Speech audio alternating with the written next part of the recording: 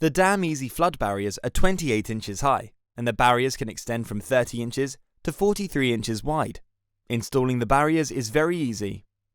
You simply place the barrier within the door reveal, extend the sides out to meet the reveal, then inflate the pump to leave the area watertight.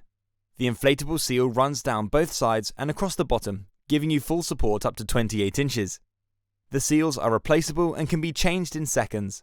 When replaced after a storm, you can have your barriers good as new, protecting you for many years to come. As an optional extra, you can also purchase the Damn Easy security cover. This cover slips over the controls of the barrier, leaving it tamper-proof and under lock and key, great for busy neighbourhoods or commercial entrances. If you have larger openings to protect, such as garage or patio doors, 2 or more barriers can be connected together with the aid of the Damn Easy extension pole. There's no limit to the amount of barriers that can be connected. To install the extension pole, you're required to core a hole 55mm thick by 160mm deep.